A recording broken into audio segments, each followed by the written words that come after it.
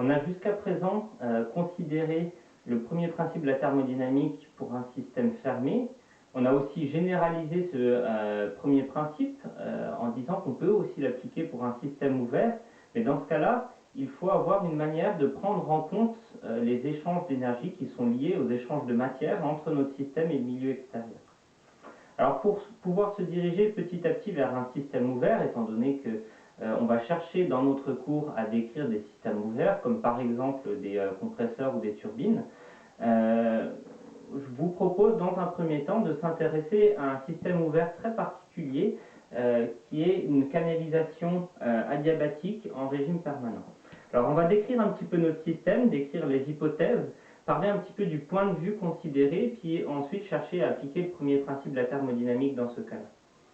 Alors on considère une canalisation qui est et donc on va considérer ce qui se passe entre une frontière virtuelle qu'on va appeler l'entrée A de cette canalisation et une frontière virtuelle considérée comme étant la sortie B de cette canalisation.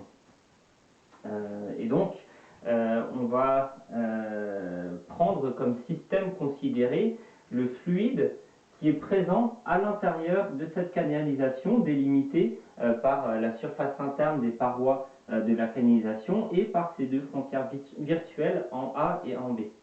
Alors on a besoin de mettre un certain nombre d'hypothèses supplémentaires pour pouvoir traiter notre problème.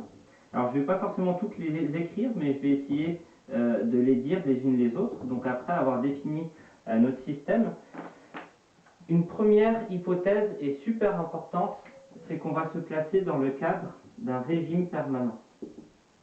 Un régime permanent signifie que l'état du système à un point donné ne dépend pas du temps et qu'un certain nombre de grandeurs ne dépendent pas du temps. C'est-à-dire qu'on n'a pas de système de on n'a pas de stockage ou de déstockage, par exemple, de matière ou d'énergie à l'intérieur d'un système, et que quand on prend un point donné, l'état est indépendant du temps.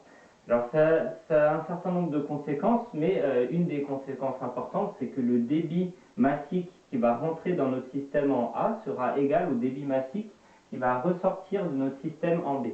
Et ici, on a une hypothèse qui est très importante et qui définit un cadre hors duquel on ne va pas aller dans le cadre des systèmes ouverts dans le cadre de notre cours. On ne traitera des systèmes ouverts qu'en régime permanent, à part peut-être une petite exception, parce que si on n'est pas en régime permanent dans un système ouvert, l'approche thermodynamique sera beaucoup plus complexe, étant donné qu'il faudra prendre en compte des variations temps temporelles et donc du stockage, des stockages de chaleur et de matière. Donc voilà une des premières hypothèses. Une deuxième hypothèse importante, c'est qu'on va considérer qu'on a un fluide pur homogène, donc soit un liquide, soit un gaz, qui aura un état d'équilibre en entrée de notre système en A, et un état d'équilibre en sortie de notre système en B.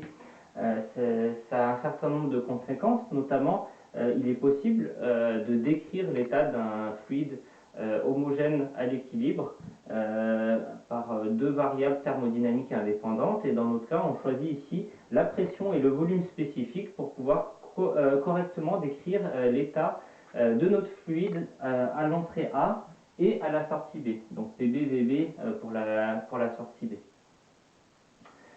Une autre hypothèse importante, c'est qu'on va considérer que notre paroi est adiabatique. Notre canalisation est adiabatique. En d'autres termes, on n'a pas de chaleur échangée avec la paroi, ici. Donc on peut s'imaginer une canalisation qui est simplement bien isolée thermiquement pour que cette hypothèse soit correcte.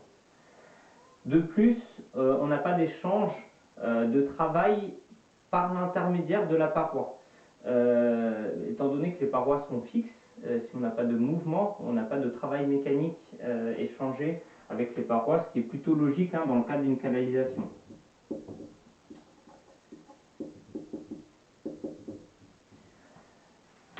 Et enfin, il faut quand même noter que malgré l'absence d'échange de chaleur avec la paroi et d'échange de travail avec la paroi, il est tout de même possible qu'il y ait une variation de l'état de notre système. Hein. On sait bien que si on fait rentrer un écoulement dans une canalisation, les pertes de charge qui sont un phénomène interne à ce qui va se passer dans le fluide dans cette canalisation peuvent permettre d'avoir des variations de l'état du système et notamment généralement une diminution de la pression le long de la canalisation. Hein.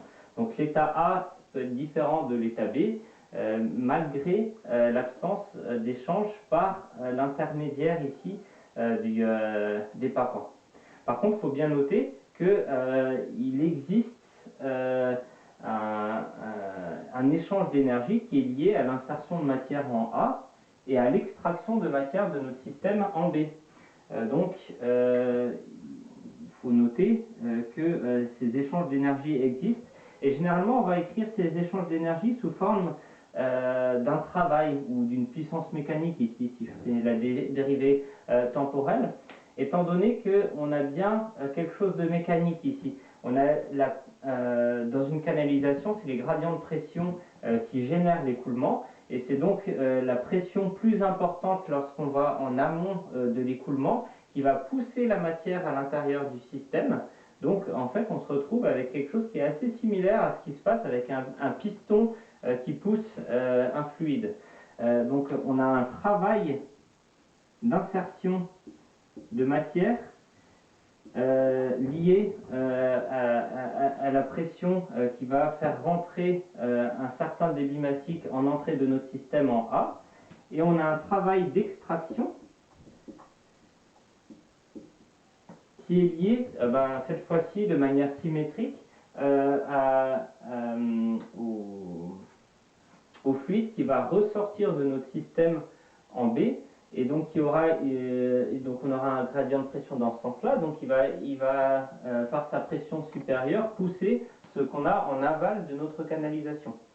Et donc, on va se retrouver logiquement sur notre système avec un travail d'insertion positif, étant donné que du point de vue de notre système, on va recevoir du travail lors de l'insertion de matière. Et un travail d'extraction négatif, étant donné que c'est notre système qui va fournir ce travail d'extraction au milieu extérieur qui correspond ici à l'aval de la canalisation.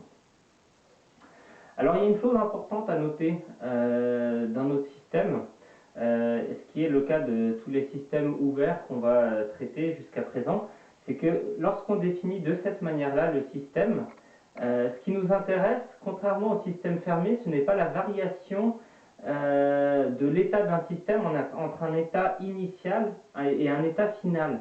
Chez nous, on a défini un régime permanent, c'est-à-dire qu'on n'a pas spécialement d'état initial et d'état final différents.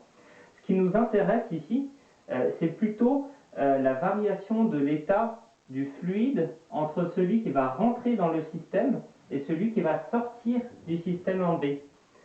Et en fait, on va changer un petit peu de paradigme, ou plutôt de point de vue, de façon de traiter notre système. Alors il y a quand même une chose à noter, c'est qu'on aurait pu rester dans le cas de base, on aurait pu choisir comme système de prendre une partie de fluide qui rentre en A dans un état initial, et de considérer sa transformation jusqu'à un état final où cette même quantité de matière ressort en B.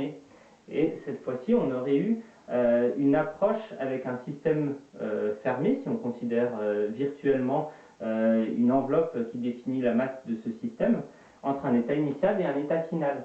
Et normalement, on devrait obtenir exactement la même chose que ce qu'on va faire ici en système ouvert entre l'état d'entrée et l'état de sortie. En fait, c'est juste une histoire de point de vue et effectivement, on peut avoir les deux approches et on obtiendra évidemment exactement les mêmes résultats pour savoir ce qui s'est passé ou ce qui a été échangé pendant cette transformation. Alors, ce qu'on peut noter lorsqu'on veut appliquer le premier principe de la thermodynamique à notre système, c'est que lors de la transformation de notre fluide entre l'entrée A du système et la sortie B du système, on a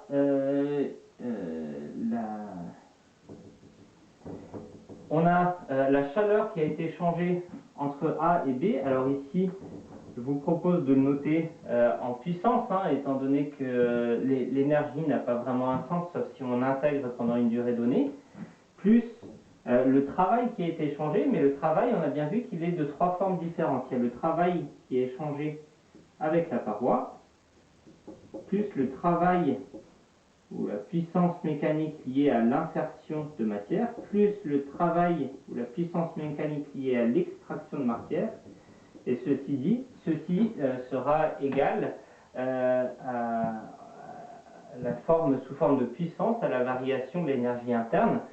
C'est quelque chose qu'on peut noter comme le débit massique qui traverse notre système, multiplié par la variation d'énergie interne spécifique entre l'entrée A et la sortie B de notre système. On peut écrire la même chose en grandeur spécifique, et dans ce cas-là, on divise simplement par le débit massique qui traverse notre système. Et dans ce cas-là, on aura cette écriture qui est peut-être plus simple à considérer et à manipuler.